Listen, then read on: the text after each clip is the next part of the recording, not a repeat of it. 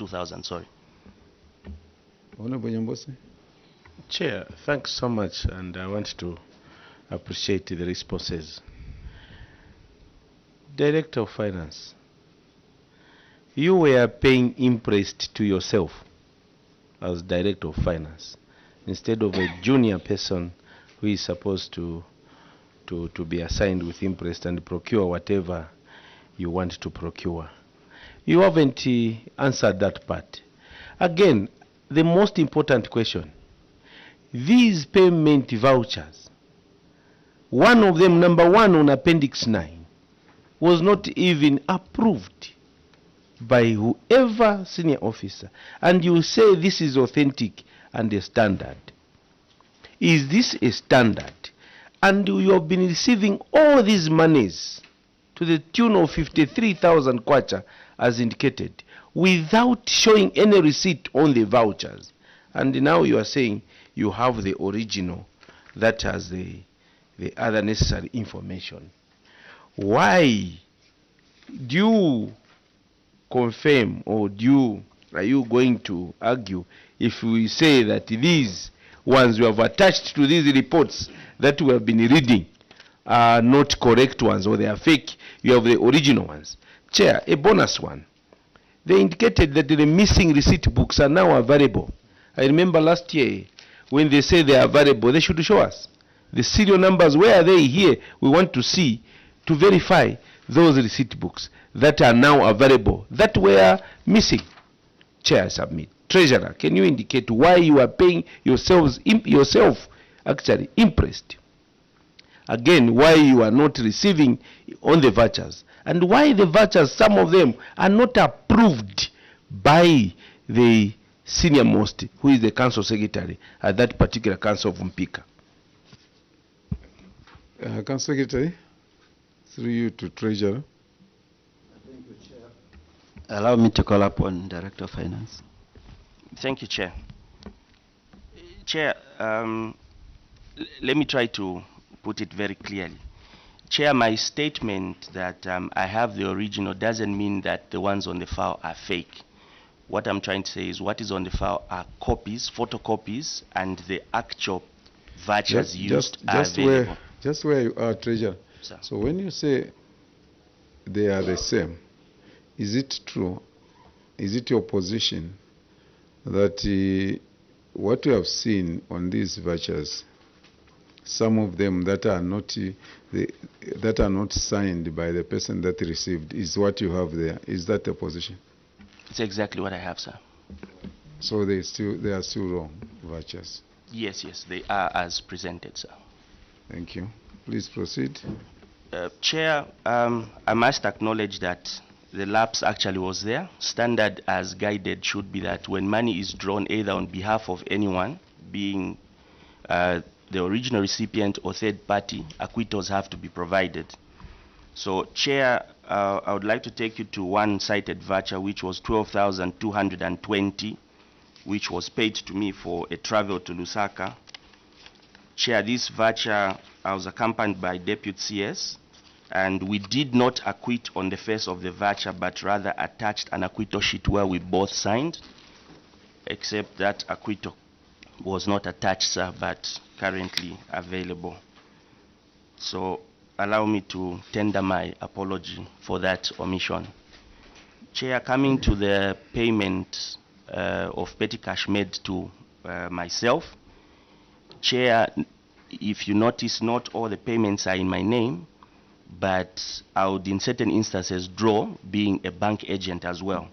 So circumstances that would warrant me drawing funds would be that perhaps I'm going to the bank at that time, or there's no particular officer present to facilitate payment. Not that it's normal trend, sir. Yes, Honorable. The last one. Follow-up. I just wanted to show you the one for Zesco. The Kazang is not here. This is the 2,500. I just wanted to know. You should know that what we are talking about, we are not making them for the purpose. Actually, we are meeting some of you for the first time, but we are reading the reports, and we are seeing what you are doing in that particular council. Chairperson, is it a standard? I'm emphasizing it. Interest not any other payment. You are talking about a 12,000 kwacha for your travel. That is a different, because you are the ones traveling. But interest for procurement of small things such as refreshments and other petty miscellaneous expenses are drawn in the name of the treasurer at a particular council because you are the agent. Is that a standard now in the local government? Secretary? Yeah, Chair, thank you very much.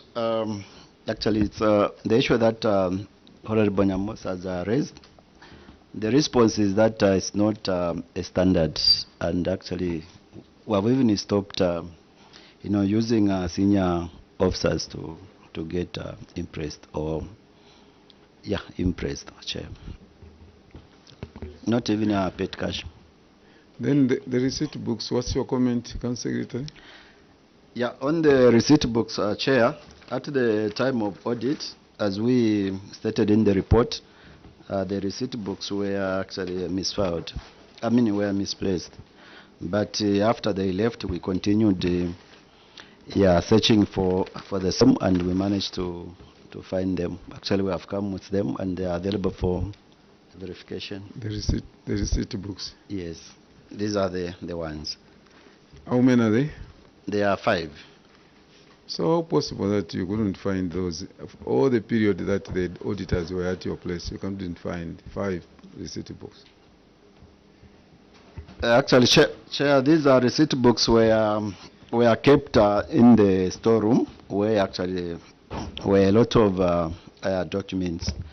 So it was very difficult to find them at the time of audit, but when the auditors left, we continued looking for them, and we managed to find them. Going forward, our recommendation, Principal Officer, going forward, our recommendation was that we'll put forward, with the approval of this committee, that we'll put forward, the recommendation that we'll put forward is that every council that is going to find itself in that situation, the Principal Officer should be charged. That will be our recommendation, because there is no way. All these books, payment vouchers, receipt books, everything is missing at the point of audit. Because the reason as to why the auditors give you a notice in advance, maybe 2 weeks before they come, if I'm correct, maybe 2 weeks in that, is for the Principal Officer to put things in order, to make sure that the officers are kept running every day from 8 hours you report up to 17 hours. You are looking for books the whole week, because you want to exonerate yourself, you want to clear yourself. But if you are going to allow you as the Principal Officer, we are going to allow a situation where people will just report for work and they say we didn't find. How do they manage to find them when the auditors go? That will be the question, and we want to make sure that we put our officers on their feet. That should be our recommendation. We will not go on like this. It will not be business as usual. Honorable Simumba, Honorable Kamondo, and then Honorable. Chair, thank you very much. Maybe for the sake of clarity, before I go to the other question, which is on page 11, misapplication of funds, I stated earlier, Chair, that these missing payment vouchers, they have presented the vouchers, which is equivalent to 53,000. Yes. The balance is 2,648. Maybe they will comment later. But I wanted also to find out this misapplication of funds equivalent to 2,166,500. And in their cause of query, they're saying management wishes to acknowledge the auditor's observation as correct. Management borrowed the funds but could not immediately reimburse, as the anticipated cash flow was not as expected. Chair, I would want just to find out these monies were meant for what, and they borrowed, what did they use for, so that we see how these funds were used. Chair, I submit. Okay. Councillor, oh, yes, Honorable. Thank you, Honorable Chairperson, and may I take this time to introduce myself.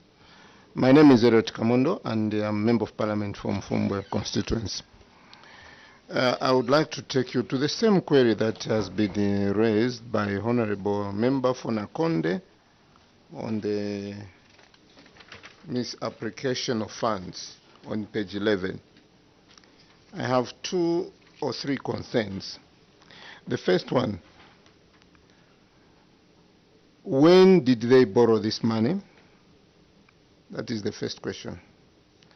Secondly, they've also stated that now they've started paying back. Why did they wait for the auditors to raise these queries for them now to start paying back? The other one is they've only paid back out of 2,185,000 after the auditors came in.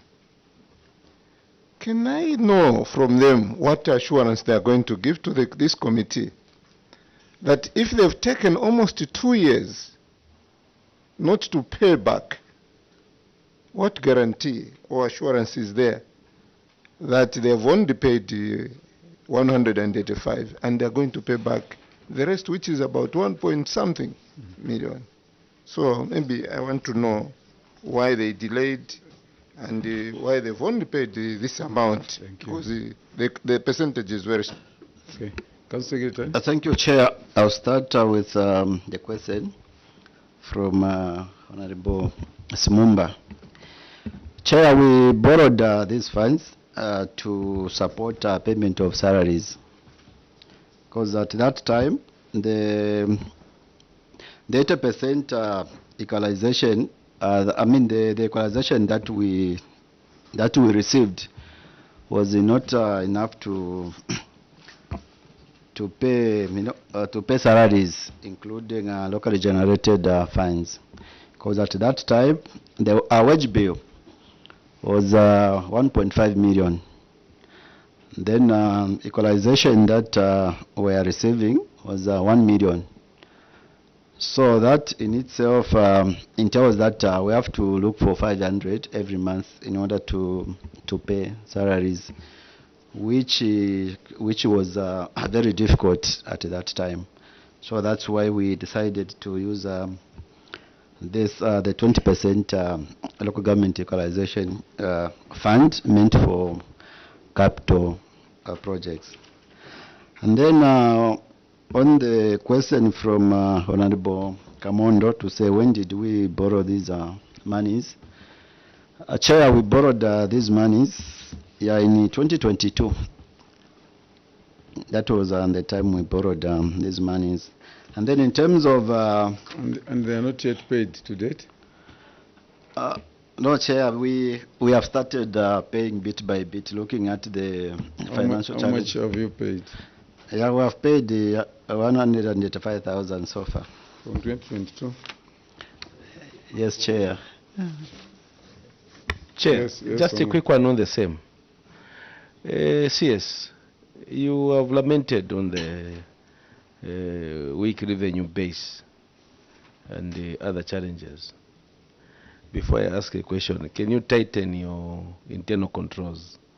Money is being wasted than lamenting on this one. Second, the bonus question is, why didn't you seek authority from the Ministry of Local Government for you to borrow this money?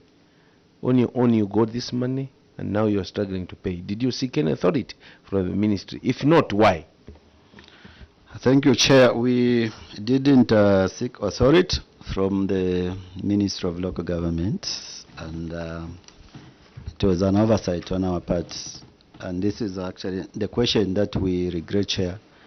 And we ensure that when want to borrow such funds, though it's now scrapped off, but in case there are similar funds that the council wants to borrow, we'll be always seeking ministerial approval. Honourable Mwanza. Thank you, Chair. Well, I'm not going to dwell on those financial flaws. Just a simple question on page 2. Failure to maintain roads. Page 2. Yeah. You have stated that you have done 10 kilometers of roads out of 14 kilometers in Mpika. And on Appendix 2, you've shown some earth-moving equipment, stationary earth-moving equipment without an operator, and just pictures of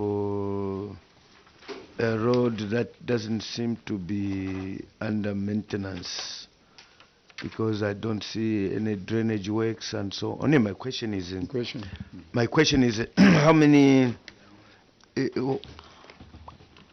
which areas have you done these roads to accumulate to 10 kilometers?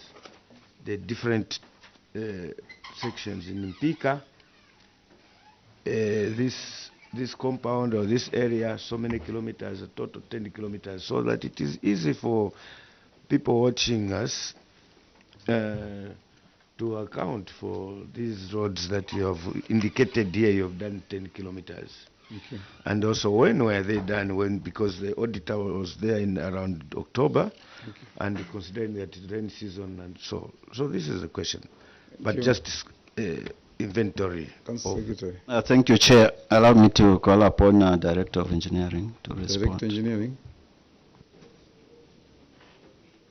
So we did 4 kilometers in Kamwanya compound.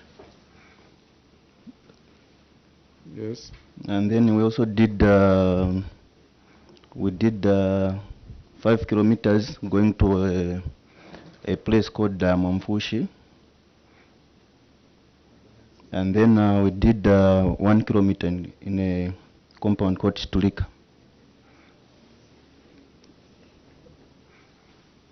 So these roads were, I think when the auditors were there, the works were in progress. But because we also did pothole patching, so like the query was where the query was coming from was like some part of a road, of a third road, was not patched. So that's how they queried to say we are not maintaining. And that is very true, because if the auditors say you are not maintaining, they should have seen it. Yes, that you are not maintaining. Mpika Town Council, we want to say we will make our recommendations on your report, but it's important for us to put the committee to put it on record that this is not a good report. It's not a good report that on every segment we find queries. And you know the answers or the responses that we are getting always know, after the auditors, this is what we did. After the auditors, we have, can't we put things in order? Can't we work, in a correct manner before the auditors? Until when the auditors pass through, that's when we start correcting things. It should not be like that, because the monies and everything is entrusted in you. And it should not wait for the auditors to come and query us and the auditors to come and point at all these things. Council Secretary, I want you to work as a team. There are a lot of gaps in your report, and this is not encouraging. And we want to discourage this kind of reports to be coming before our committees. You have an opportunity every time to sit as management, to look at what you are doing, to look at how you are going to respond even to various queries that come before your local authority. And it's not good that you come here and the only thing that you would find, the only way you would find is just to apologize.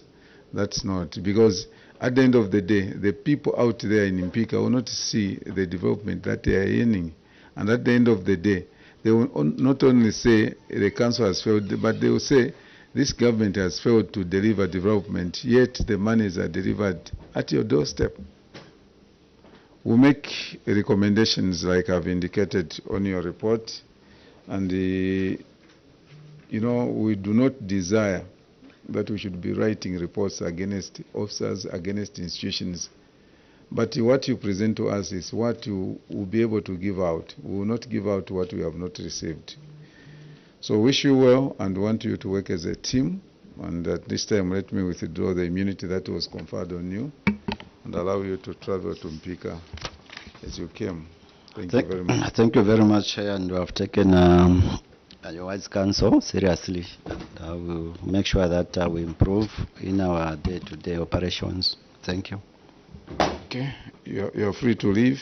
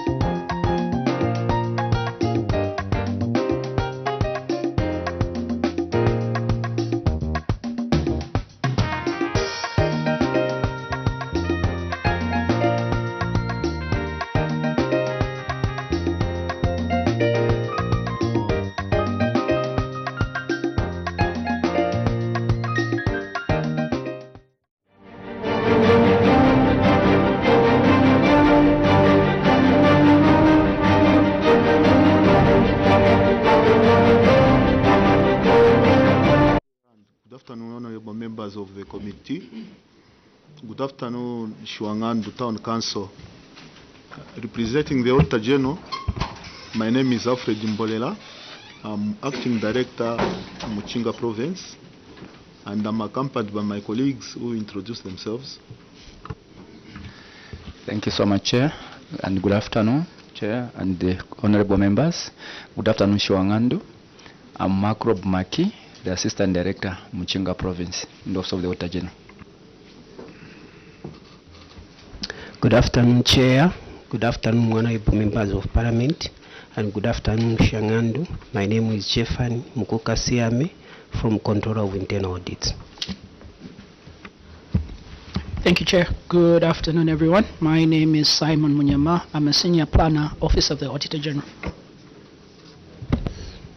Good afternoon, Chair. Good afternoon, everyone. My name is Mumbasaka from the Ministry of Finance and National Planning, Office of the Accountant General. Good afternoon, Chair, and good afternoon, everyone. I'm Edwin Silwimba from Ministry of Local Government and Rural Development. Thank you.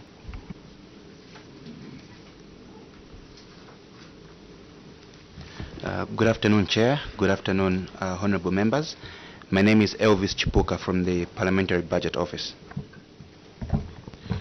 Good afternoon. My name is Emmanuel Walia from the Office of the Clerk.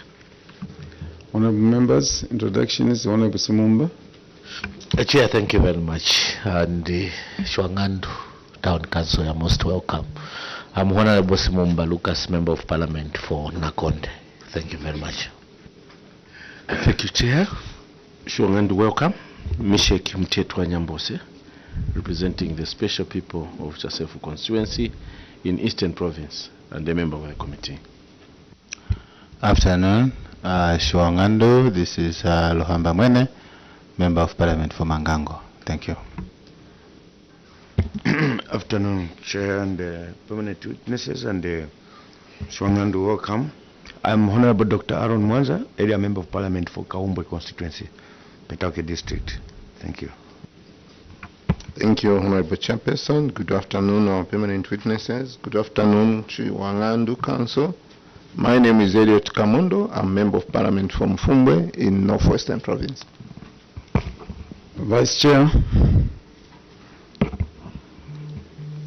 Thank you, Chair. Good morning once again. Good morning, honorable members of Parliament, our permanent witness. Shwangandu Council, you're most welcome. My name is Honorable Kampamba Mlenga. I am Member of Parliament for the good people of Kalulushi on the Copper Belt Province. You're most welcome. Thank you very much, Vice Chair. Shwangandu, my name is Mulunda Darius, Member of Parliament for Siavonga constituency, and I'm the chairperson for the committee appearing before this afternoon, the Committee on Local Government Accounts. Witness under Cap 12 of the laws of Zambia, you are conferred with the immunity that the members of Parliament enjoy in the main house, that whatever you say when you are interacting will not be used against you. However, if you choose to mislead this committee, the same Cap 12 will be used against you, and I have no doubt in my mind that you wouldn't do that, and that you are going to give us the factual information that we use to draft a report to the main house. With that said, now I want to invite you, Council Secretary, to make your submission before the committee. You may proceed.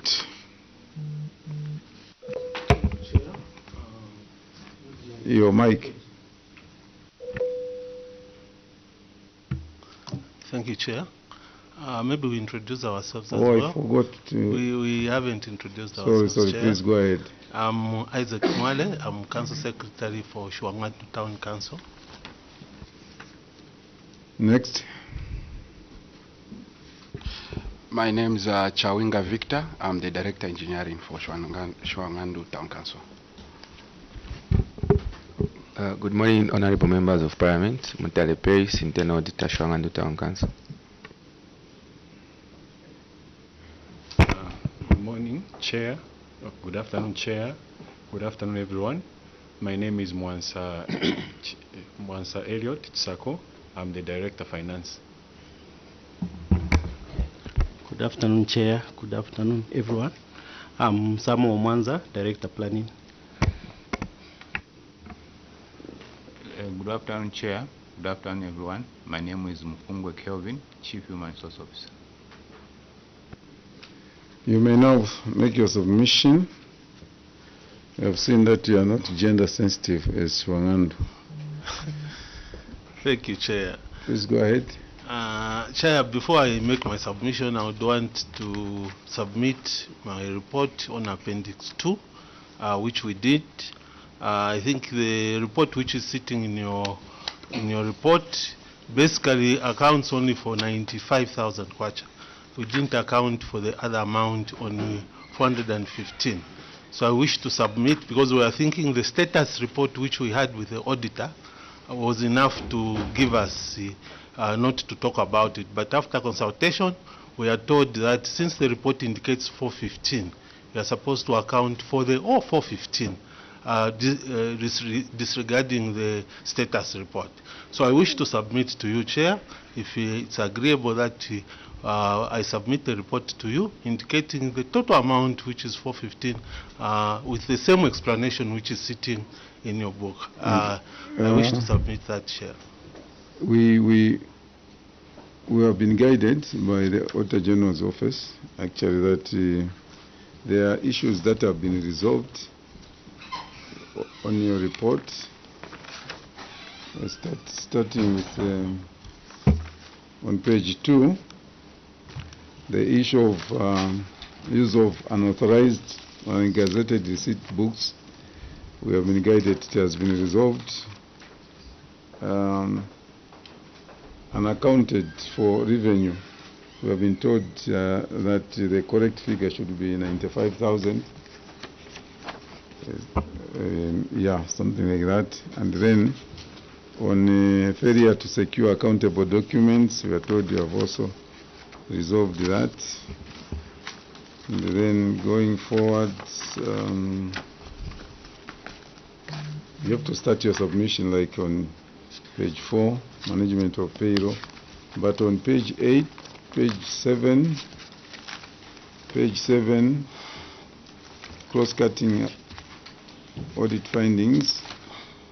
Appendix 2, we are told is resolved. Appendix 3, resolved. Appendix 8 on page 8, unaccounted for stores, told is resolved.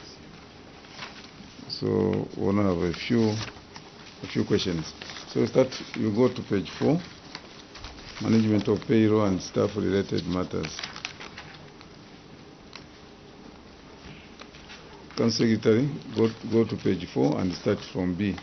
Thank you, Chair. B1. Overpayment of salaries, a comparison of the payroll and the collective agreement reviewed, discrepancies in the notches, in that 9 officers were in higher. No, we just read overpayment of salaries, they go to management response. Thank you, Chair. Management of payroll and staff-related matters. Management response, Chair. Council wishes to acknowledge the auditor's findings. Action taken, Chair.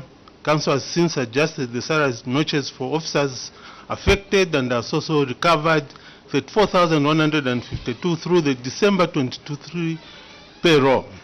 4,860 through settling in allowance ledgers for officers who has been transferred, and 9,528 is yet to be recovered through terminal benefits of the retired officer. Documentation is available for verification. Remedial measure, Chair, that we have taken, Council is ensuring that the officers are placed on correct salary notch. Item 2, Chair, is employment of casual workers. Council's response, Chair, is Council wishes to report that 11 contracted workers were engaged on a temporary basis for a contract period less than 6 months, and currently the Council has no capacity to engage permanent workers due to financial challenges. Council wishes to report that the engagement of contract workers for a period of less than has continued due to financial challenges. Council has intensified revenue collection in order to increase its own source revenue, Chair. Irregular payment of allowances to retirees, Chair. Council wishes to report that payment of allowances was based on the Local Government Service Commission Circular number LGS 1018/1 dated 5th February 2021, which had guided the council to continue paying retirees what they were getting through the payroll at the time of their retirement. Action, Chair. Council has since implemented the contents of the Public Service Management Division Circular number B26 of 2022 issued on 6th May 2022, which gave guidance on the allowances to be paid to retirees retained on the payroll with effect from December 2023. Chair, remedial measure, the Council is ensuring that the contents of Circular number B26 of 2022 issued on 6th May 2022 are implemented. Recruitment of an officer on 9 existing positions. Chair, Council had engaged management responses. Chair, is management wishes to report that the officer was employed by Local Government Service Commission and the position was budgeted for in the 2022 budget. Council has written to the Local Government Service Commission to provide further guidance on the matter. The Local Government Service Commission responded in a letter dated LAS/50-177 dated 16th November that the new approved structure for town councils provides for that the officer will not be transferred from Shuangandu Town Council because the new structure have since been approved. Remedial measure, Chair. Council is ensuring that the guidance provided by the Local Government Service Commission, who are the employer of all councils in Zambia, are complied. On cross-cutting issue, Chair, So I said you go to page 8. Page 8. You start on Appendix 14, overemployment of staff.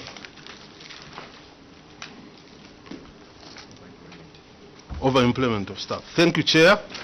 Council wishes to acknowledge the auditor's findings and state employment of staff is done by the Local Government Service Commission.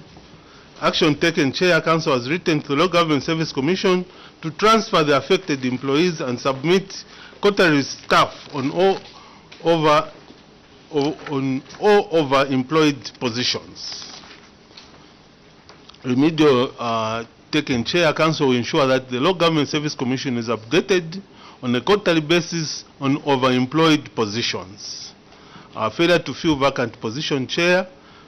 Council wishes to acknowledge the auditor's findings and further state failure to fill vacant position was as a result of budgeting for the existing establishment as guided by the Ministry of Local Government and Rural Development. Council has continued to budget for funded existing position as guided by the Ministry of Local Government and Rural Development through budget guidelines. Council will ensure, remedial measures, Chair, Council will ensure to budget for funded position as guided by the Ministry of Local Government and Rural Development. Failure to fence dump site, Chair. Council is currently using a temporary dump site which will be abandoned once we regularize the new dump site. Action taken, Chair. Council has since acquired land from the chief which will be used as a new dump site. Remedial measure, Chair. Council will ensure that the new dump site acquired is fenced. On failure to settle outstanding statutory obligations, Chair, Council wishes to acknowledge the auditor's findings and state that the Council is not able to pay salaries at gross due to limited base. Action taken, Council is currently paying an agreed amount of 15,000 to ZRA on a monthly basis, while NAPSA, LASIF, PSPF are paid for in full on monthly basis, and the 170 has been paid to ZRA and 877,598.50 kwacha to NAPSA, and documentation is available for verification. Remedial, Chair, Council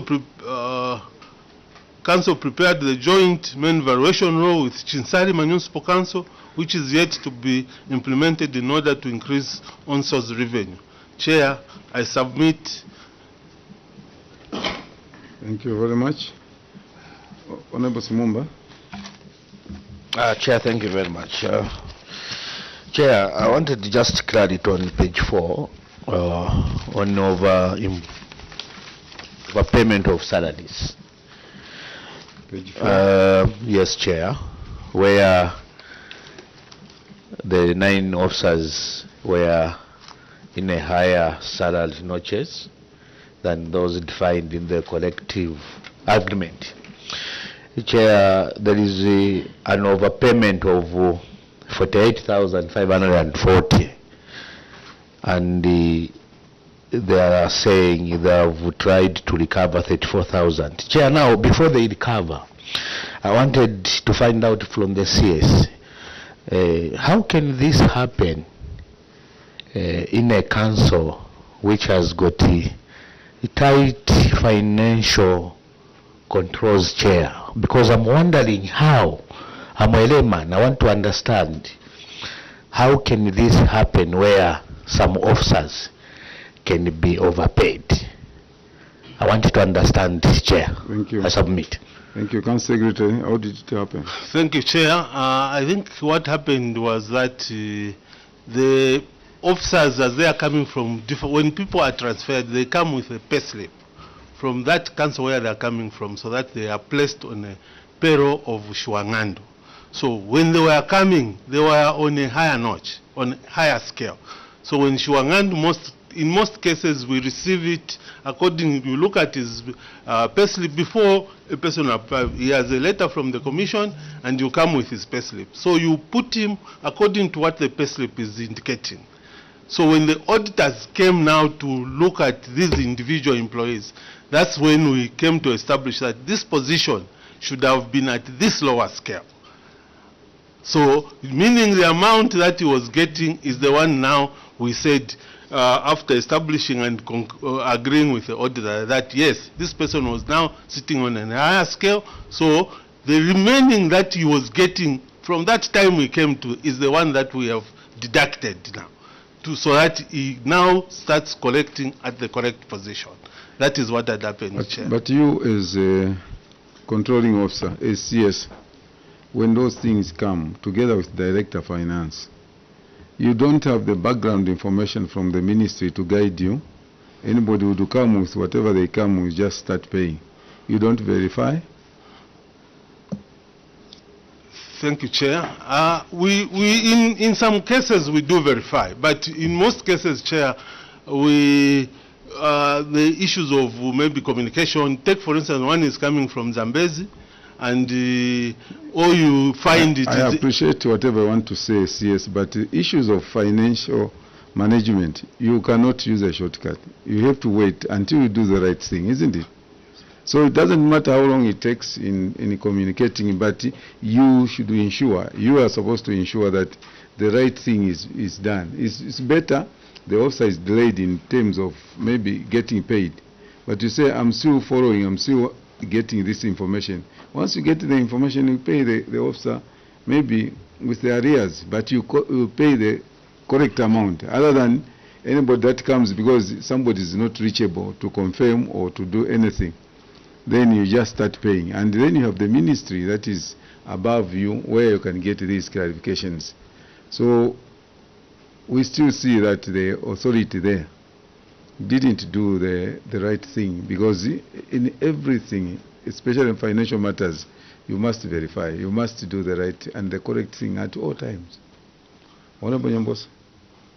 Chair, the first question before I ask the main one is the notch system still operational in councils? Thank you, Chair. The notch system is still operational in councils. Everyone comes at different notches, and that is exactly what had happened in this case. You would find that this person is coming on a higher notch, which is different from the notch that is supposed to be on. The question is, here is a person who is transferred to your council. He comes on a notch that is really befitting, and you confirmed that this is the correct notch. Why did you start deducting instead of justifying your position And if the notch system is still operational, why do you think this became a query? Secretary. Thank you, Chair. It became a query because every person who, the ministry currents, what they are doing is that when they are upgrading salaries, they will come with a schedule of notches. Each position must be entered at this scale. So that is the one that is guiding us. So that every person now, no one should be above the higher notch. Only if he was promoted through the system, then they should be accompanied by those letters. Because currently it was not like previously where every year you increase a notch. Currently is that each notch, if you have to get it, you must be more or less like a promotion in that council, because your boss must recommend you so that you go to another notch. So in the absence of that, it means that person must still maintain on that odd notch. Chair, that is what I wanted when I asked the first question. Now you are saying the truth. Once a collective agreement is signed, everyone is placed in a particular notch until the next collective agreement, correct? Yes. Now, here is an officer transferred to Shiwangando. He comes with a notch that is in a higher notch than before. Where was the letter that you are talking about that satisfied you that this person actually was promoted, and you allowed this payment to go on without checking that this person? Maybe I may be speaking to the treasurer and the auditor over this matter. Where is the system, as the chair has said? You are supposed to have satisfied yourself that this person, actually this position, the entry notch is that one, and everyone is in the entry notch. Other than the entry notch of that particular position, someone must be promoted, as you have well articulated. Did you see the promotion letter that warranted this person to be put in that higher notch before the external auditors came in? Treasurer. Thank you very much, Chair. Chair, I would, in the first place, would say, yes, I think that anomaly had happened. But maybe just to explain a bit is that the way our notches in the councils are, they are, for somebody to reach at the highest notch, somebody has to work maybe for 7 years or so, because it has first year up to the 7th. So what usually happens, in this case, particular case where these 9 officers were cited, you find that maybe somebody was employed, he worked for 2 years. When the auditors were coming to check, they find the notch, it's in a period of 4 years or that period. So others were coming like with those notches. And then at that particular time, yes, Chair, we didn't check. But what is happening like currently, when somebody reports, there is an adverse form which they are coming with.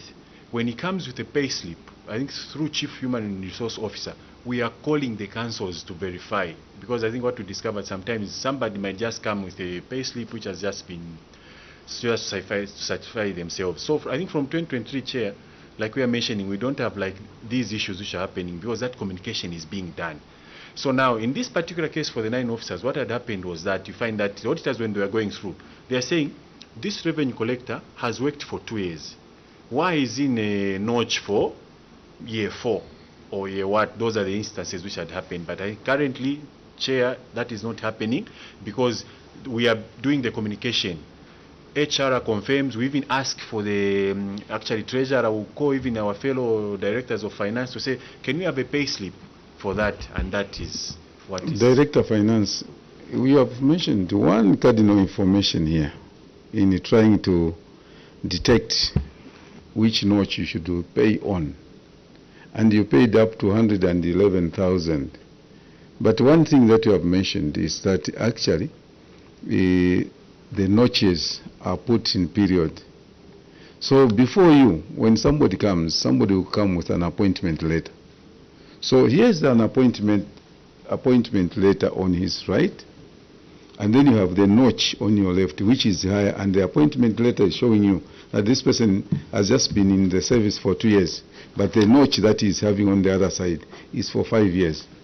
So why do you go ahead and pay for 5 years when you have this appointment letter that within the period actually will say, no, this period is for 2 years, we can't be on that. But you went ahead and pay. And another question is, don't you have a ministerial circular that guides you on the notches as local authorities so that you don't have to call that person, maybe you're calling a friend or a relative? That will give you wrong information. Don't have ministerial guidance. Through the chair. Chair, I would mention that I think from 2012, when the local government service came into force, I think what would happen, people were rising their notches, basing on every year the date of appointment. So when after 2012, local government had issued to say there will be no automatic movement for the employees who are coming, like where you just say every year the way it was happening, no automatic movement of the notches. So now, Chair, we usually receive two types of what? I think we don't have a challenge on people on first appointment. If somebody comes on a first appointment, he has a letter, they are automatically, those, because that Shwangandu will be the first place where they'll get their salary. Yeah. So those are placed in the notches. But I think in this particular case, most of these people were transferred to Shwangandu Town Council. In that case, they presented their pay slips. So now, during that period, like auditor, when they were auditing 2022 last year, when they were checking, trying to check, I think that is the period where I'm saying they discovered that this one had worked for 2 years, then is appearing that. But I think, like I mentioned, Chair, that particular time wouldn't have checked those. But I think guidance which Minister has given is that currently there's no automatic movement on the notches the way it was happening. Because, I mean, Treasurer, me, I appreciate your explanation. But what you are not answering is, from the experience, you are a seasoned financial person. There are a few things that you will look at before you make payments. And one of them is the letter of appointment. Doesn't matter he's coming from somewhere where he saved a year or 2 or 5 years, but just that document will also indicate that this person doesn't qualify on this notch.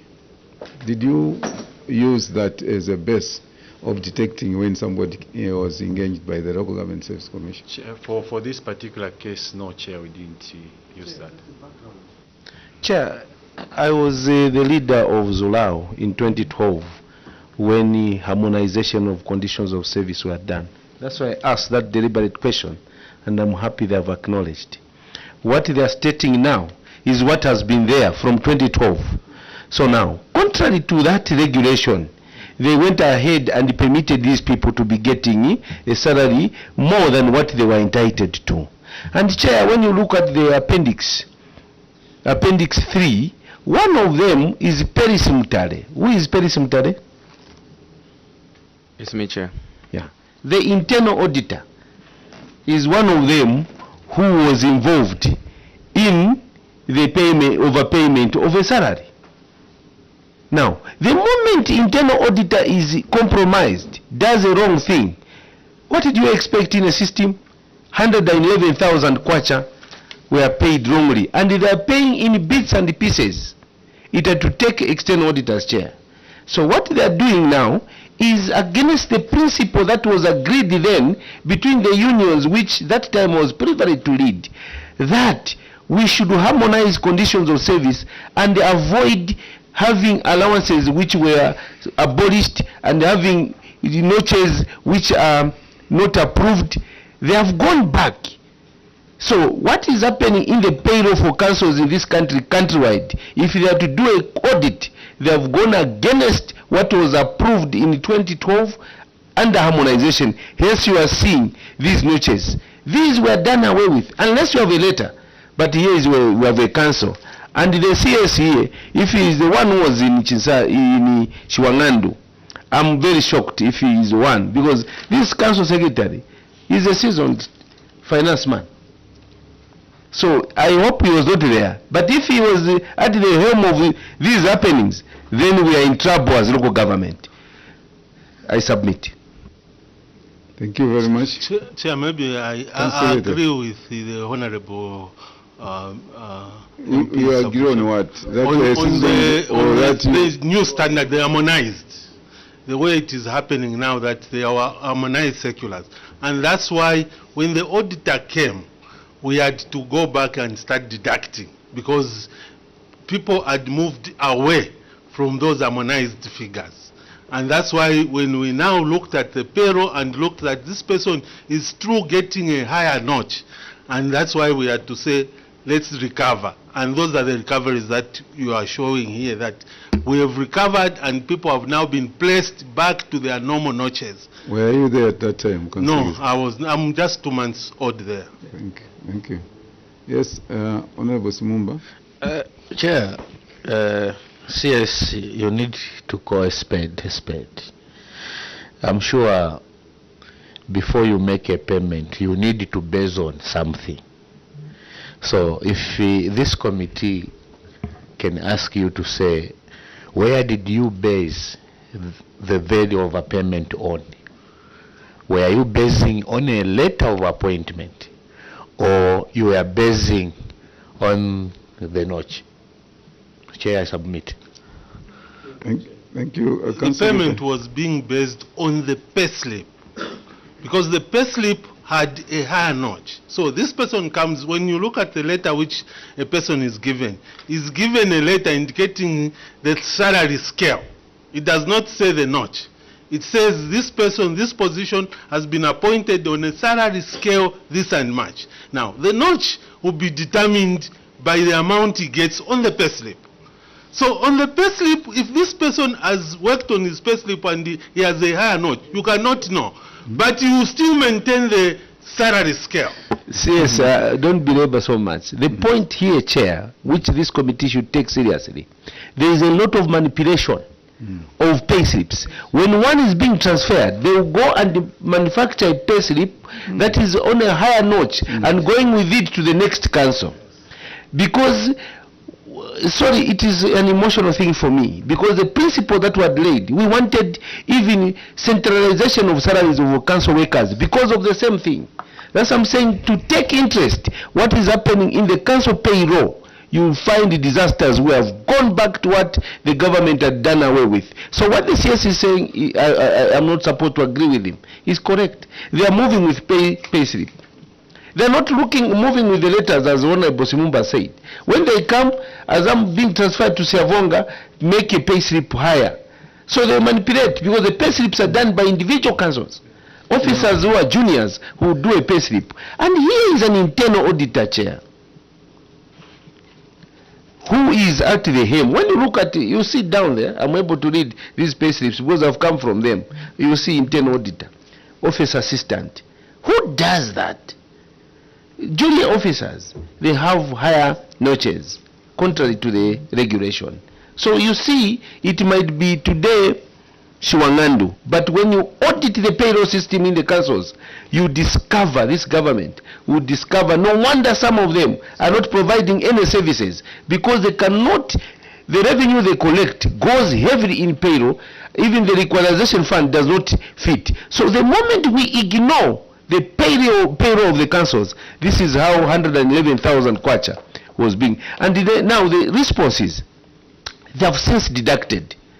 What sanctions for the offense which was committed? We're not looking at how they have paid back. But if someone committed an offense, what sanctions does the system prescribe to such things so that it can deter would be, or those who are doing it in other councils? So, Chair, that's my submission. Secretary, what measures have been put in place? What happens? The penalties actually meted on those individuals, because the reason as to why I was insisting on that letter, and then you said they come with pay slips. We know that pay slips, even in ZESCO, there was that cartel. There were those cases where employees had put higher notches on the pay slips, and they will go to the bank and say, no, this is the money that I'm getting. And the bank gives you a higher amount, maybe in terms of loans. They are doing that, and teachers were doing that. And this is in the council now, is indicating to us that actually it's a system, it's a cartel that is being used everywhere. And the only thing that you would do, you as officers, is to call the other person in another council, maybe in Sesheke. No, there's this man coming to Shiwangandu. the notches like this, because there is an agreement from both sides, then they say no pay. No, that's the notch. So the use of pay slips, like you have indicated, that now there is a system, we should not encourage it, because money has just become very sophisticated. Even yes, please. As we. As you've not answered. You've not answered. What sanctions? Thank you for the recoveries. Any sanctions? Do you have any sanctions on such employees? Thank you, Chair. Other than deducting, yes. So far, I think we've not instituted any sanctions against them. Why? Okay. We investigate. I think when this query came, I think we just received it, and we went into a mode to recover. Honorable Mtelo. And we'll present it to the necessary committee. No, what I want to say is that your employers are coming, and this is one thing that we want to hear them telling us what measures are doing, because if your employers are looking at this cancer, then you are destroying the local authorities.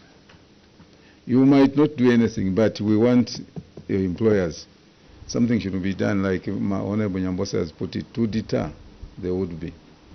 Chair, then you should not have been deducting then. You shouldn't.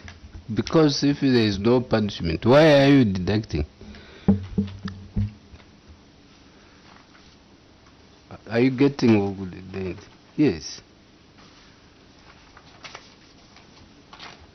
But internal auditor, internal auditor. Where is the internal auditor? I'm here. So you are the goalkeeper. It had to take external auditors. Why? Thank you, Chair. As the principal officer, my CS, has already alluded to, we didn't do our due diligence as a council. And as internal auditor also, I must mention that I'm limited to ensuring that the person that are coming on transfer, they are placed on you are patterned parcel. Maybe I declare interest to the fact that I'm patterned parcel. Exactly. Yeah. You declare interest. Thank you very much, Honorable Nyambose. Chair, it's a different question. As we wind up, yes. It's on page 5. Irregular payment of allowances to retirees. Chair, 111,075 kwacha was paid to retirees contrary to the circulars. Here the query, Chair, I refer to Appendix 5. Now, the preliminary point that I want to raise, Chair, when you look at the very query we have just rested or been deliberating on, it is speaking to the same. Irregular payment of allowances to retirees. They based this payment in 2021, there was a circular that said that those retirees who are not fully cleared by the local authorities should continue maintaining the retirees on the payroll by paying them a salary and allowances. There is a circular to that effect. Now, Chair, in May 2022, a circular from Cabinet Office was written clarifying what is involved by a salary. They said that those who are not cleared should be paid a basic salary, basic pay, and housing allowance if they are not in a government house. Now, from May to December, this council continued to pay retirees based on the circular from the 2021 circular from local government, instead of following what the circular from cabinet office prescribed. And the council lost 111,075 kwacha. Chair, since we are winding up, allow me, I say, the first one is, why did you go ahead to ignore the circular from cabinet which superseded the area circular of 2021, and the council lost 111,000? The other question is internal auditor. Where were you when you continued paying the said officers using an outdated circular instead of following the area one? Management, the other question, Chair, is on page 4. Management of payroll staff related matters. Oh, this one has been dealt with. Yes. Employment of casuals, Chair. Employment of casual workers. I remember, I don't know which year I started to be guided. Casualization was outlawed in Zambia, especially for jobs that are continuous in nature. No person should be recruited as a casual. I have noted the query here, Chair, where the council has continued employing or giving short-term contracts to officers who are doing jobs that are supposed to be permanent in nature, instead of confirming them. Why have you continued breaking these contracts for jobs that are continuous in nature, ignoring the Employment Act or the labor regulations which has outlawed casualization? Thank you. Thank you. Please take note of those questions. Honorable Mwanza, Dr. Mwanza. Thank you, Chair. My question is on page 9, failure to fence dump site. Page 9 of your report. Yeah, currently council is using a temporary dump site, and you have an alternative land which will be used as a permanent dump site, which is offered by the chief. My questions are, what preparations are in place for the new dump site, and how long? What is the time frame for you to abandon the current dump site? Also, the selection of a dump site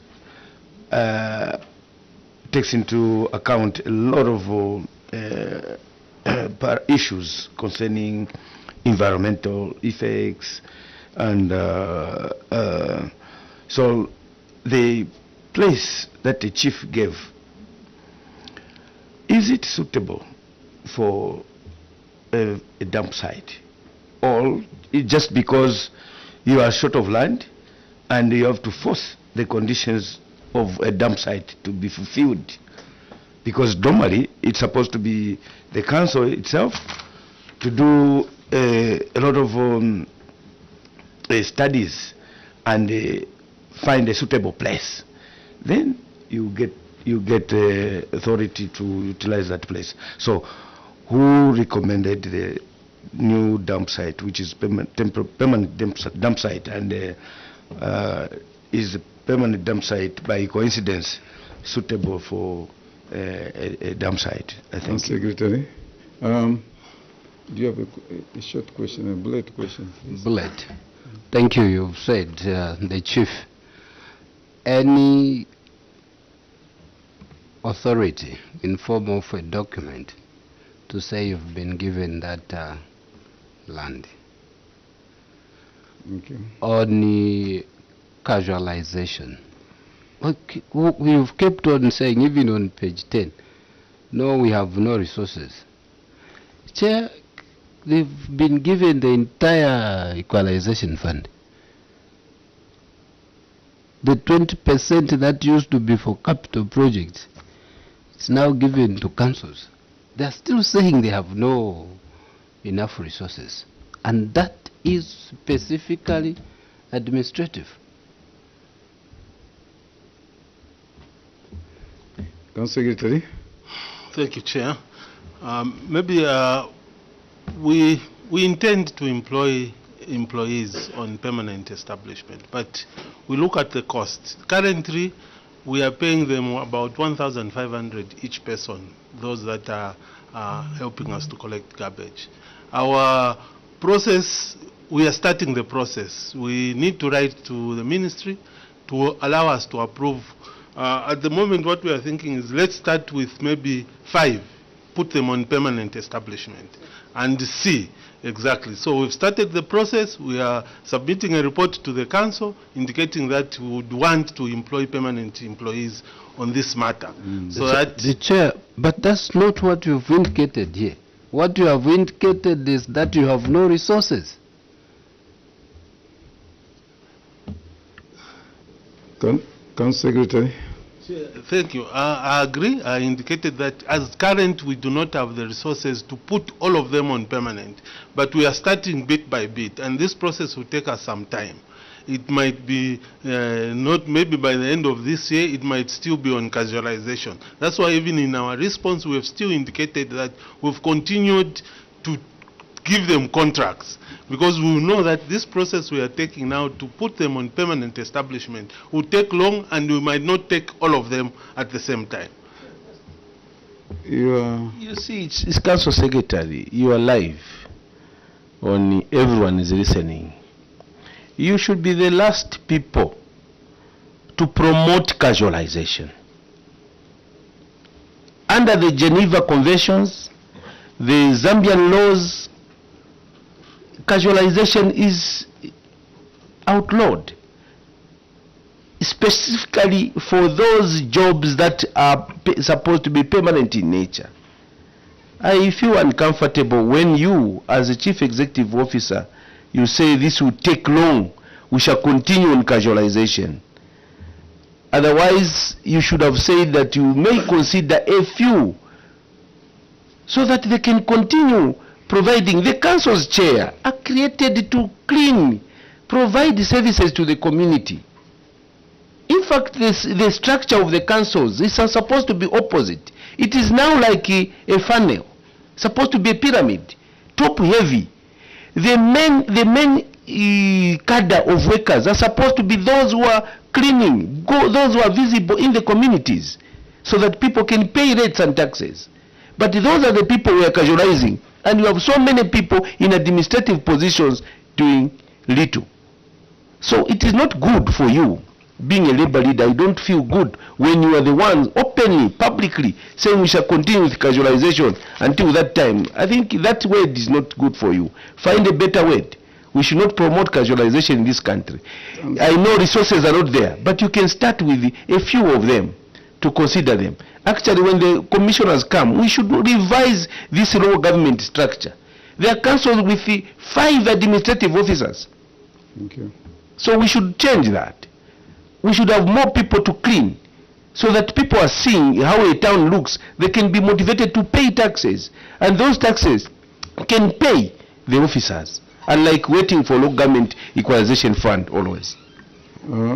Council Secretary, if I may give you a leakage or a short answer that you are supposed to give to the committee, is that now the act has been amended, and now we have the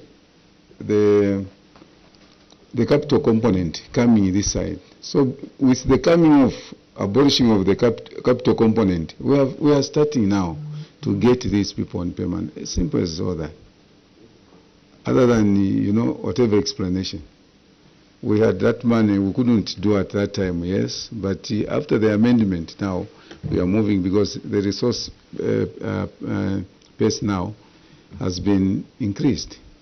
So, tackle with other questions. Thank you, Chair. I adopt your leakage, your Chair. We'll definitely do something and employ a few casuals based on the incomes that are there. I think maybe I wish to apologize if I said casualization. Usually we give them contracts. that will run for a certain period Okay, of time. let's move to another Thank question. you, Chair. I think the next, question. the next question was, is this dump, who identified the dump site? I think the dump site was basically identified by ourselves. Usually what we do is there's this engagement with the chiefs where you would go around and find a certain place and look at it and then go to the chief and start asking whether we can use these pieces of land for a dump site. So the current dump site that we are using is inside the chief's area, which they wanted us to fence, but he had insisted that we need to move out in that area. So he told us to go around and in the council area, because we've been given about 13,000 hectares of land, which is being established as the new Shwangandu Town Council. So within that area, that is where we have a new dump site, where we've started the process to commission it as a new dump site. And we've started the process, we've taken the matter to council, and soon we'll also inform ZEMA to come and inspect the premises so that they can also certify that this place is habitable for such activities. That's when we'll do all the other processes. But you know, the question, Council Secretary, was, I think it was just the progress on it. So identifying it, yes, always the chiefs will be at hand to be able to give you land. But all the member wanted to know is how the progress you have made on it. Have you presented it already to the council? Has ZEMA done their part? If they have done that, have you now started fencing just where you are? Currently, Chair, I think where we are is that we've reported the matter to the council and we've identified the boundaries. We're more or less like a site plan to indicate, so that immediately it's approved, we'll now start the engagement of ZEMA. So currently it's still on paperwork, we haven't done so much. Thank you very much, Shwangandu. We can only urge you, you have a lot of gaps like we have seen on your report. We want you to work on those gaps. We want you to make sure that you work as a team, and you being the principal officer, make sure that you are on top of things and do the right thing. We do not expect this thing to continue next year. The casual workers would not expect, to have confusions on the notches, on the pay slips and things like that. We want all those things to be clean. We want the system to be clean. And internal auditor, we are not happy that you can also be found in that web. We want you to be as clean as others say KK is a handkerchief. That's the way the auditor is supposed to be. We are supposed to be very clean and make sure that everything that passes through your office is screened. You scrutinize everything and make sure that the payment that you're going to make, nobody, when the external auditors come, they shouldn't point at any area that here you're supposed to do ABCD. We wish you well, and at this point, let me withdraw the immunity that was conferred on you, allow you to travel back to Shwangandu. It's a caution that you do better than this. Thank you very much. Thank you, Chair. You are free to leave.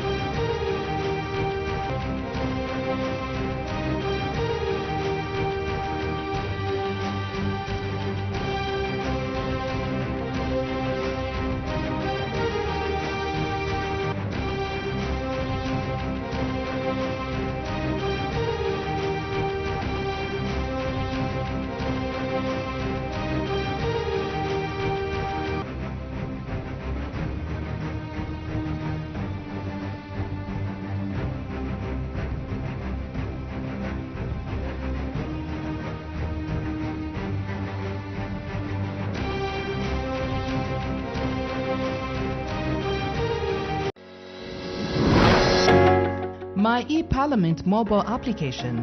First, download the app on either Play Store or App Store and install. After installation, open the app. Step 1. Register your personal information, that's your names, gender, NRC, and date of birth. Step 2. Add your contact information, your email, phone number, and home address. Step 3. Select your constituency. Step 4. Create your 4-digit PIN. At this point, the system will send an SMS to your mobile number with a one-time passcode. Step 5. Confirm with one-time passcode that was sent to your mobile. Step 6. Sign in using your phone number and the 4-digit PIN. And Step 7. Create your submission and submit. My eParlament, bringing Parliament closer to you.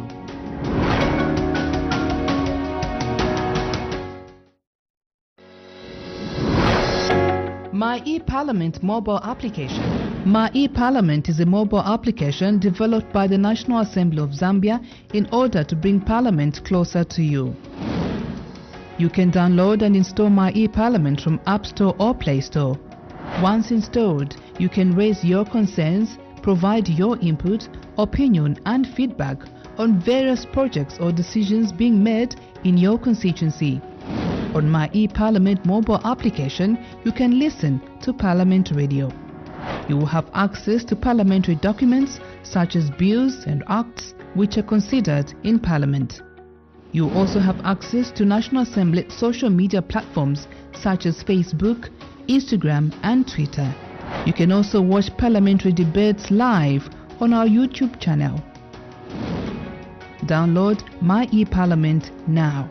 My eParlament, bringing Parliament closer to you.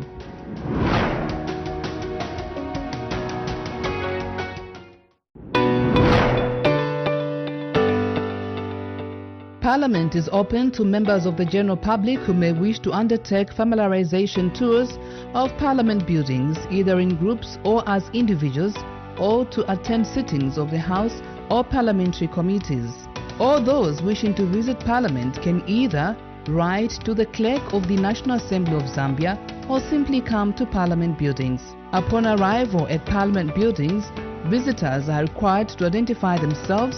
A passport or national registration card is required for identification purposes. All visitors to parliamentary premises are required to wear smart attire, either office or casual wear. Before gaining access to the galleries, all visitors are oriented and issued with passes by the Security Department at the Media and Visitors Center. Those whom permission is granted to sit in the galleries will be ushered to the appropriate galleries by protocol officers. Furthermore, visitors are not allowed to take with them into the galleries such articles as walking sticks, umbrellas, briefcases or parcels of any type, newspapers, magazines or cell phones. All such articles must be deposited at the reception desk. Visitors to the galleries are given copies of the order paper which shows the order in which the business of that particular day would be taken. You can follow all parliamentary sessions and committee sittings on GoTV Channel 28, Topstar Channel 5, DSTV Channel 272, Parliament Radio, or like the National Assembly of Zambia Facebook page.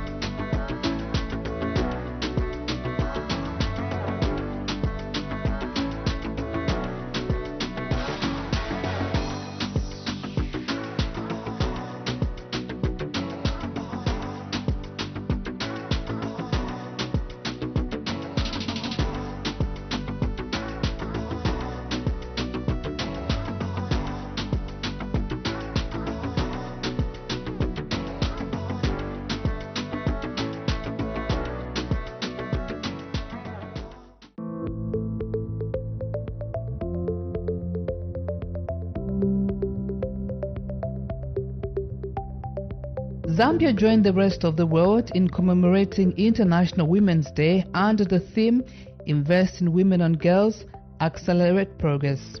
It is a global day celebrating the social, economic, cultural and political achievements of women. For National Assembly female parliamentarians, celebrations started in earnest. The United Nations Development Plan, UNDP, invited female parliamentarians to a high-level dialogue dinner with Ms. Ahuna Ziokona, the Assistant Administrator and Director, Regional Bureau for Africa, at the rank of Assistant Secretary General. Absa Bank also held a Women's Month celebration dinner, which saw some women who are making strides in decision-making positions being honored.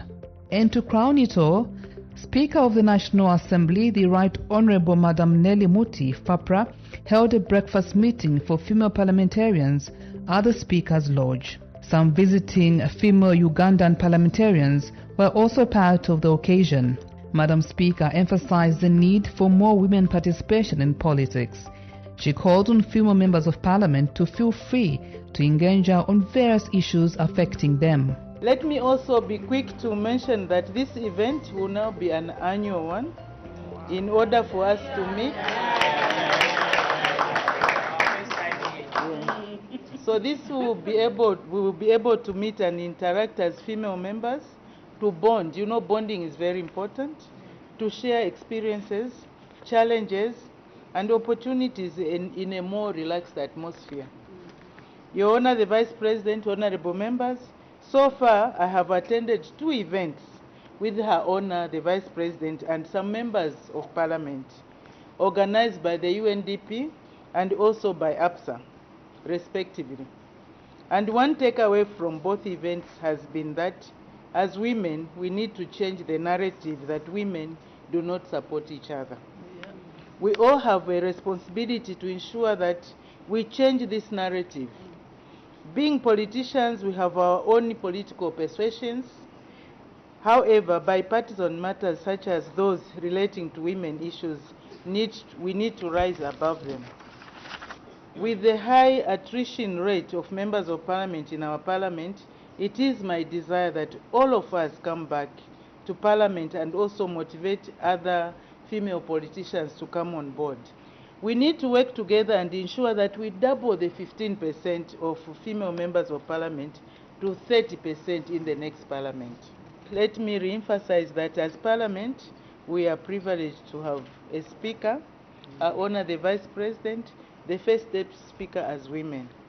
We need to take advantage of this privilege by ensuring that we enhance the number of female members of parliament in parliament, by ensuring that the proportional representation is entrenched in our constitution. Her Honor, the Vice President, Mrs. W.K. Mutalena Lumango, shared her political journey and called on women to support each other.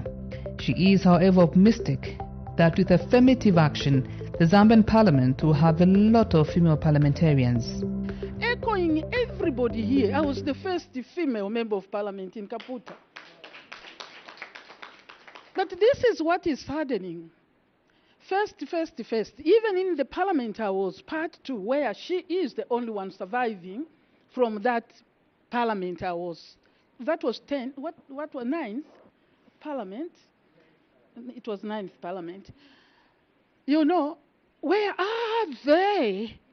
We come and go, and some replaced by men. I have been replaced by men. No other woman again. Are we making enough impact? Did I make enough impact to have another woman, even if it's not me? People can say a woman can do better. For my situation, no woman has offered herself in that constituency. Because when they get fed up with us, and there is another woman, this is women support women. If your time is running out and there is another woman who is vying, can we support that one? We are the majority in the country, we are the majority voters, and we can have which percentage of women? 15. Shame. 15%. It's time to hold meetings in our constituencies with women only, so that they can feel what we are saying here. Who will speak for them, colleagues? We have to go and meet women in constituencies when we visit. When we visit deliberately, we have women only, so that we tell them nobody will speak for them. We are peculiar people. We are different. We carry humanity. We are the total person. We feel what a man feels as we feel what a woman feels. We feel what a child feels. We feel what a youth feels. During the breakfast meeting, the female parliamentarians networked and shared their political journeys, stating that it was not easy for them to penetrate the political field, but they defied all odds. My name's Sylvia Masevo. I'm a member of parliament for Chongwe. I'm sure when you flew from Uganda, the airport is in my constituency. And that's where I've been a member of parliament 3 times. Was it 4 times? 4 times. Now, I've been very active in politics myself. I started I was at a branch member of the branch, chair lady for the branch in Lubwa, where I was also a member of the council. I was a councillor. I was also the first female deputy deputy mayor of Lusaka, then became an MP, then lost an election, then became again an MP. I've been a minister of various ministries, local government and housing those days, and arts and tourism. And now what? Now, okay, health then and health now. Health twice. And I think that when you talk of a female politician in Zambia, whenever they will write, when they write their memoirs, I'm sure they will say there was a girl called Sylvia who was a councillor. I was also a member of I was in fact, I was the first chairperson for the women in politics in Zambia, those days when women started coming out. Yeah, so the challenge that I see is what her owner mentioned, that we will not have enough women in Zambia in politics until and unless we have affirmative action, which affirmative action must be constitutionalized. Having been initiated in the women's movement in my early 20s, we spoke so much about that. We toy-toyed, as they would say in South Africa, toy-toying. We marched, we advocated, we did so many about women at work. Women must get jobs and are sent to managerial positions as well. We talked about, and I'm sure, Madam Speaker, you would recall that, we also talked about women in politics, women at decision-making tables all the way. And so I have grown up in that line of work. Interestingly, without boring you, post-university I worked, my first job was at the Ministry of Labor and Social Services. So that was my first job ever after school. So I've done a 360 degrees back to that place. Give me a clap. Yeah. But I wanted to just bring to your attention that that same advocacy we did, and I recall as my message in my constituency and to the young people of Zambia, for women at work. I did my job at Ministry of Labor and Social Security. I decided after 2 years, determined I'll go and do my master's, and I broke through. It wasn't easy to do that, the decision, blockages, bottlenecks, but I managed to get out and go to study. I came back. I didn't think that I wanted to continue because it's something that I wanted to share somewhere else, and not at the ministry. So, in a nutshell, I have moved from Ministry of Labor to the women's movement in the YWCA Council of Zambia, and eventually I woke up out of the dream. I was member of parliament for Kasempa. My name is Sheo Mliata, member of parliament for Rufunsa and the provincial minister for Lusaka province. I'm also the vice chair for our party, UPND, on the provincial level. Now, I want to also tell you that politics in women is a calling. It's a calling. If you have not been called, you will not perform. Because it's a special calling. We are dealing with God's people. And therefore, if you don't have that calling, That's when we miss it out. We think by going to parliament, maybe I'll make a living, I'll be rich or what. Then we're missing the point. It's a special, special calling. My calling, my father, Mr. Dixon Shacholi, may his soul rest in peace, was my mentor. He was the district chairperson for Chongwe district those days. He worked very well in the UPND. He would always tell me, after me, my girl, it's you. My mother would say, no, I want her to be a lawyer. My dad is so, no. This one must be a member of parliament. So when I started work at the Bank of Zambia, where I worked for about 29 years, I was very active in the union. Every time the union would go there, try to make a request from management, they would say, where's Muriata? Let her come. That's me in the auditorium, man. Moto, singing. Yes, singing. So, Kada, indeed. So it was coming up. At the same time, I would make time to go to UPND and do some politics. Yeah, and it's not easy to be where we stand. We want so much done, but it's not always possible. So to each and every one of you as women, we are very strong women. Please let us continue to hold hands. Let us help each other. Let us support each other in everything that we do.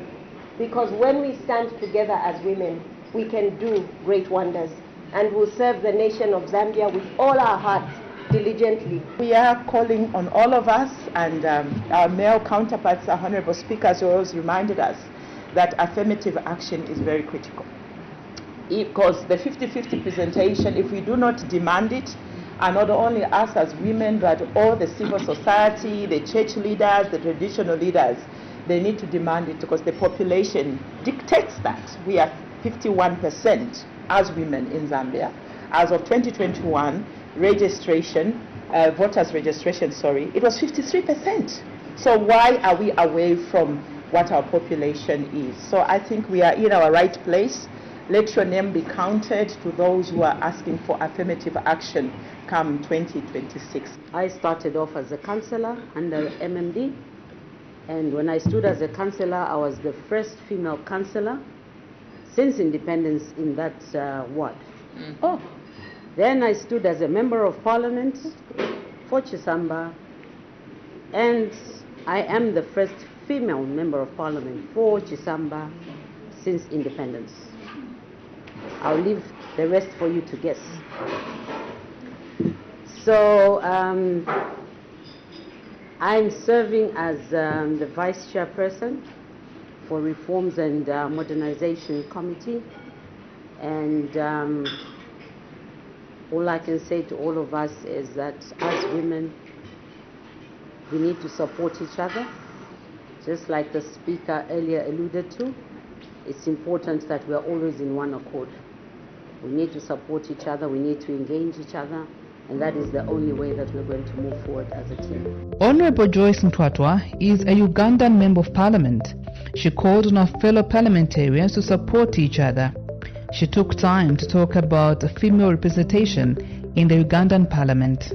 As female members of Parliament from Uganda, we are very, very delighted and would like to thank you for this opportunity to be part of this breakfast meeting. I'd like to thank our speaker because she's very supportive of women, and I'm very delighted that the speaker here is also very supportive of women. I would like to appeal to women members of Parliament to also be supportive of a speaker, because then she makes a number of decisions. If you cannot support her, then you lessen her strength in supporting you. But if you support her as women members of Parliament, then she will also be strengthened to support you. If it wasn't for the constitution in Uganda, probably all of us here would not be members of Parliament, because to tell you the truth, all the members of Parliament who are here are members of Parliament in districts. They want for affirmative action, and we take it seriously. Even when you bring a motion on the floor to undermine that affirmative action, all the women will come up in arms, because it is what we have. It is what you should have as well. The breakfast meeting enabled the female parliamentarians to share their experiences in politics and chart the way forward regarding women in politics and decision-making positions.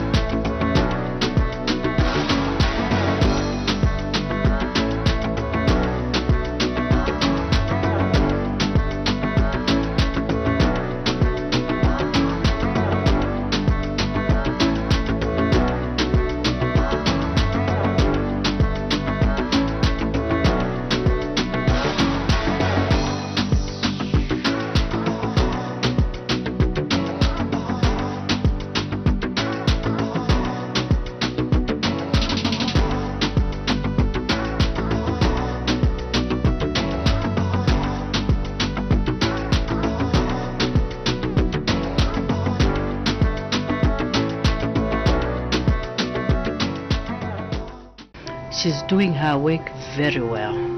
She's able to preside very well. She's a very strong person. She's a team player, and also a humility. The ability to be able to interact with the lowest team structure member. For me, she has performed exceptionally well, especially in strengthening the oversight function that Parliament should have. What is very interesting is that she has not gone in there and just done what the previous speakers have done. What she has done is she's gone in there, and I see she has introduced new things that were not before.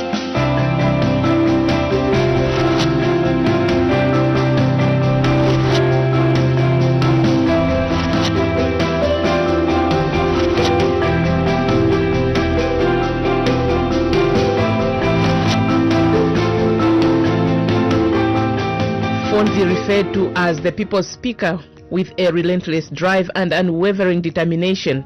The Right Honourable Speaker, Madam Nelly Muti MP, has shattered glass ceilings and blazed trails in the country's legislature.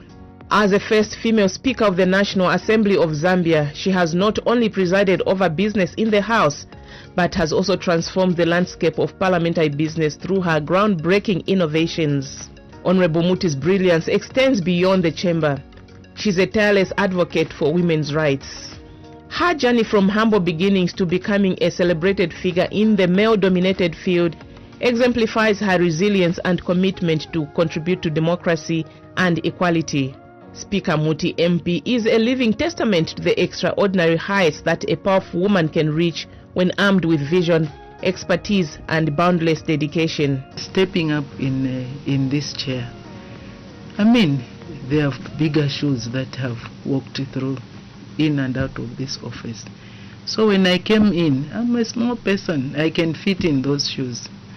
If I can fit. If they are too big, I can put a tissue ahead in front there, so that at least the shoe cannot slip off as I walk. And if the shoe becomes tight, I can loosen a bit, take the feet out, and have a breather. If the leather is not good, I can even opt to wear plastic shoes so that I'll be able to discharge my functions. So for me, every challenge, I take it as a stepping stone. Fall down, wake up, and continue walking.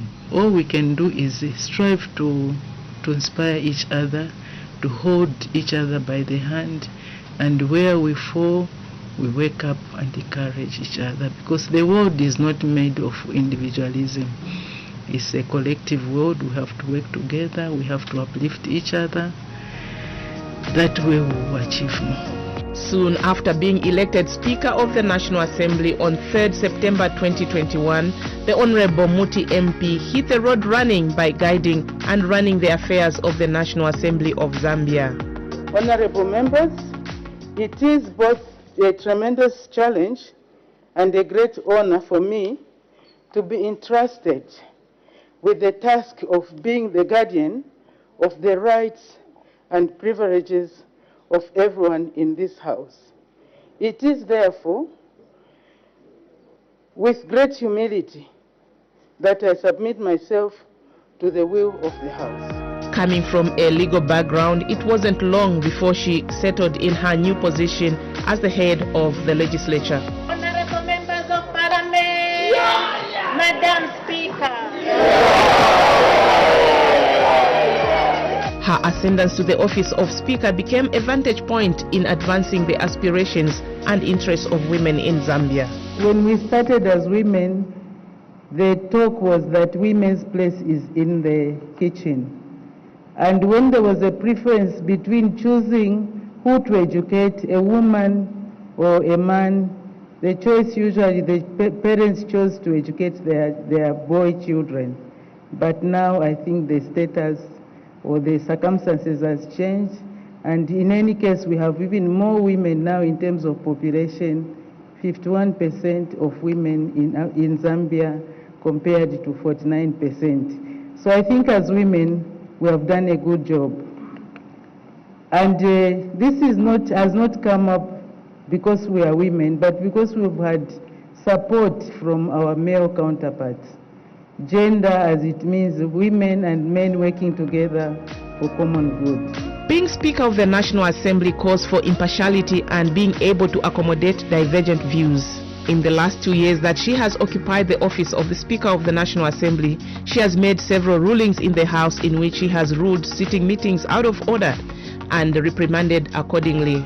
As many as are of that opinion say aye. Of the contrary, say no. I think the ayes have it. Madam Speaker, together with other presiding officers of the National Assembly of Zambia, have since January 2022 visited almost all constituencies across the country, and this is in order to familiarize themselves with the operations of the offices. As a way of contributing to collective efforts of mitigating the negative impacts of climate change in Zambia, regionally and globally, in July 2022, the Honorable Madam Speaker launched the tree planting initiative in Lusaka province, and she has since pledged to plant at least 1,000 trees in each constituency across the country over a period of time.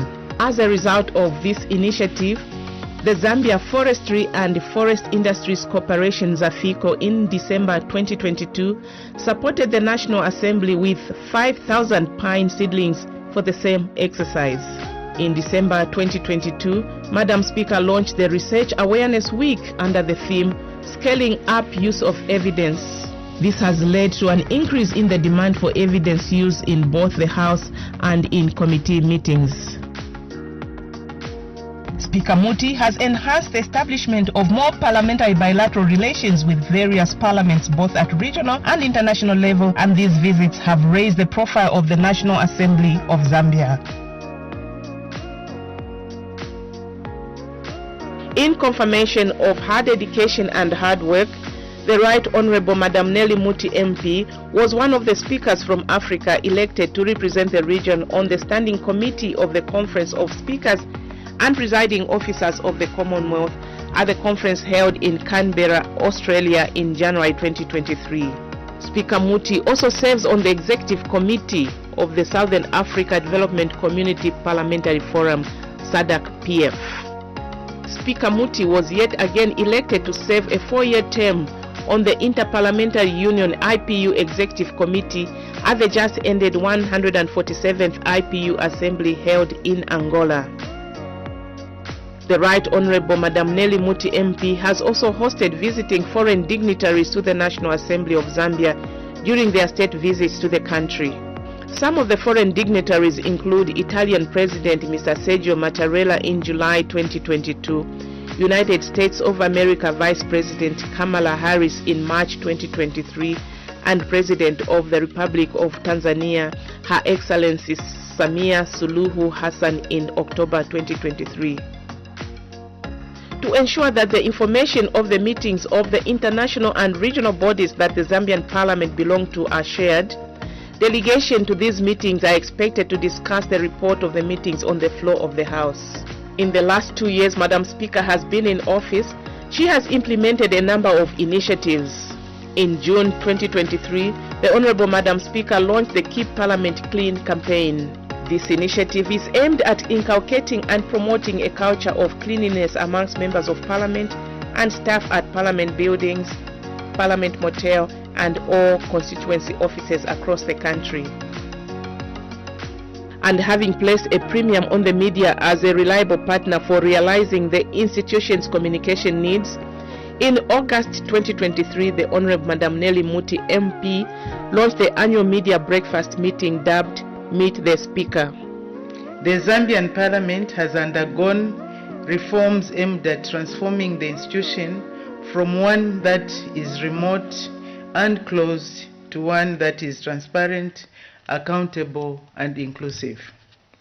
Ladies and gentlemen, I am pleased to inform you that through these reform programs, Parliament has introduced a number of initiatives, including the following. 1. Establishment of key infrastructure such as the construction of constituency offices, media center, and the new committee building. Secondly, establishment of the parliamentary TV and radio. And third but not the least, utilization of digital platforms such as My e-Parliament, which you'll be seeing as an app soon, Facebook and YouTube social handles, just to mention a few. As a way of motivating and encouraging members of Parliament who perform exceptionally well in their constituencies, Parliament and the nation at large, the Honorable Madam Speaker introduced the Parliamentarian of the Year annual awards for outstanding parliamentarians in different categories. The ascending of Madam Nelly Muti MP to head the legislature has cheered a number of stakeholders. We were very much elated when Madam Nelly Muti was elected as Speaker of the National Assembly because she's female. And this is why as Faweza we are pushing the agenda of education for girls and women, because we know that education is an equalizer. You can imagine if Madam Nelly Muti did not have the right qualifications and experience, she wouldn't have assumed this role, which is very important to the women's movement and also the country as a whole. As the first female Speaker of the Zambia National Parliament, you are our ambassador and a torchbearer for women's leadership, and you are a mentor to the many young women that we want to ensure that they are going to take the leadership mantle of this country going forward. In April 2022, the Right Honorable Madam Nelly Muti MP was among the 13 distinguished women recognized by Litunga Luvosi Imwiko II at the inaugural King Lewanika Royal Meritocracy Awards held at the Royal Limulunga Palace in Mongo in Western Province of Zambia. And her efforts and contribution to democracy in Zambia and globally cannot go unnoticed. The Right Honorable Madam Nelly Muti was in Ghana, where she was awarded the prestigious Commonwealth Parliamentarian of the Year Award for 2023.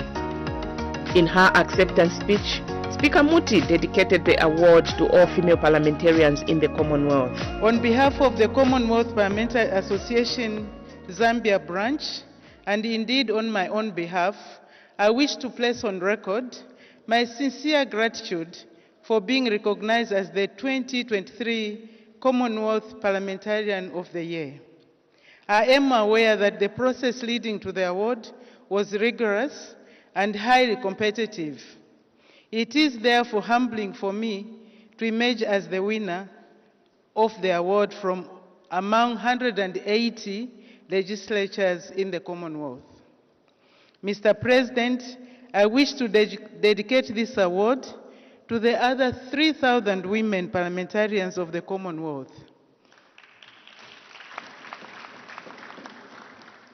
As we strive to collectively to change the narrative in our parliaments by ensuring that course for gender parity is attended in all our national and sub-national legislatures. New Heritage Party President Chishala Kateka describes Madam Nelly Muti's ascent to the position of Speaker of the National Assembly as a milestone in Zambian history. One of the things that you'll notice is that we are in a very patriarchal world where people think that women cannot do things, cannot achieve. And even when you have a number of contenders, they will always go for a man rather than the woman, even if the woman is the best man for the job. So what we are seeing there is breaking that glass ceiling and letting the world know that women can actually achieve things, not only to be appointed or nominated and actually put into office, but can also deliver. Every single appointment or every single new job comes with its challenges. I'm sure she's had her challenges in the chambers there in Parliament, and by and large she has done what she needed to do. She needed to deliver. She has to be firm. She has been firm. We have seen her handling a number of issues there. But for me, what is very interesting is that she has not gone in there and just done what the previous speakers have done. What she has done is she's gone in there, and I see she has introduced new things that were not before. She has introduced awards for members of parliament in different categories. I mean, I don't think that has ever been done before, because parliamentarians would just go in there and, you know, participate. But now they have something to look forward to, that they can actually be awarded something because of the way they conduct themselves, because of the way they do their work. And that is thinking outside of the box. And that's what women are like. Eh? They don't just go in there to fit in. Law Association of Zambia President Mr. Lungisani Zulu had this to say about Speaker Muti's 2 years in office. Since 1964, Zambia has had a number of speakers who have all been male. But the fact that we have had a speaker who is a female, coming again from a background entirely different from other profiles of earlier speakers, speaks to her dynamism and her willingness to step up into new waters. So as Law Association of Zambia, where she belongs, she's a lawyer, we are proud of her record. We are proud of her elevation, well-deserved elevation to the position of Speaker. And it speaks for lawyers to the ultimate obligation that every lawyer has, which is to use your skills to better society in which we serve. So as Law Association of Zambia, we celebrate Speaker's 2 years at the helm of the legislature, and we are very proud of what she continues to do to marshal the legislature in this country. In acknowledging Madam Nelly Muti's 2 years as head of the legislature, some members of parliament share their views. It's like people all along, they were used to see a male speaker. So when she was elected into office, a lot of people, including the MPs, they had a lot of questions, a lot of doubts, because as you know what transpires in the chamber, sometimes it's very, very hot or very difficult. So most of them were doubting as to whether she was going to make it as a good speaker or in fact to preside in the House, because this one was a first of its own. But what we've seen so far is that she's doing her work very well. She's able to preside very well. She's a very strong person, In fact, when we are in meetings or workshops, she encourages a lot of people to participate. She gives you room to air your views or even to participate in whatever discussion you are doing. And then when we go to duties in the chamber, I think this is a speaker who respects the members of parliament, and also when she's presiding, she doesn't take sides. You can see that she allows even members equally, let me just say members equally from the opposition and from the ruling to debate or even ask questions, which is a very important achievement, because most of the times people will gauge a good speaker on how fair or how neutral she is. But we've seen so far that this speaker is neutral when she's presiding in the chamber. She allows free debate. It allows members of parliament to ask questions regardless of their political affiliation, which is a very good thing. Madam Speaker's biggest strength is that she's a team player, and also her humility. The ability to be able to interact with the lowest team structure member, and also she's very consultative, both to us, the presiding officers, and the staff, such that she doesn't create artificial environment like it would have been in other institutions, considering the level of her position. Despite her superintending over this institution, I think whatever decision is passed, most times she's quite consultative, and everyone feels you are part of the institution. For me, that is her biggest strength, and she's very innovative. To have a woman as the Speaker of the House where the laws are made, and to really help the members in terms of how they facilitate. This is not only a great achievement for Zambia, but for the region. As everyone keeps saying, that the future is women, and the women are leaders now, and they are trendsetters, but they are all proving to be great leaders. Her 2 years has been very eventful. For me, she has performed exceptionally well, especially in strengthening the oversight function that Parliament should have. Why do I say so? I think through her office, we have managed to get clearance to form a youth parliamentary caucus, which has been a success story in the sense that this caucus has been engaging stakeholders on seeing how we can increase youth participation in politics at policy level, and considering that youth constitute the majority demographic. Over 70% of the population is youth. We've formed the SRHR caucus on sexual reproductive health and rights, and through that caucus we advocated for the Child Code Bill Act, which essentially defines what a child is. So we have seen the Speaker being involved and giving support to programs that strengthen oversight in the House. I think her performance has been good, according to me, especially that she's always following up the standing orders, which guides her on how to make decisions.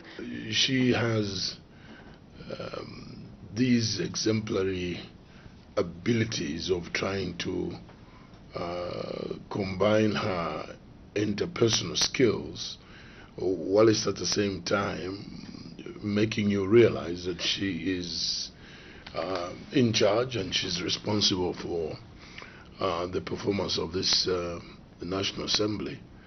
But I think most importantly, there are some good ideas that she has brought to this institution in trying to also realign it and make it a little bit more alive.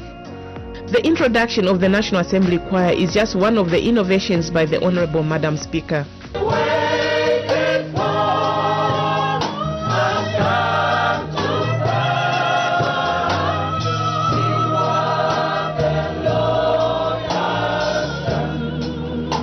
own social responsibility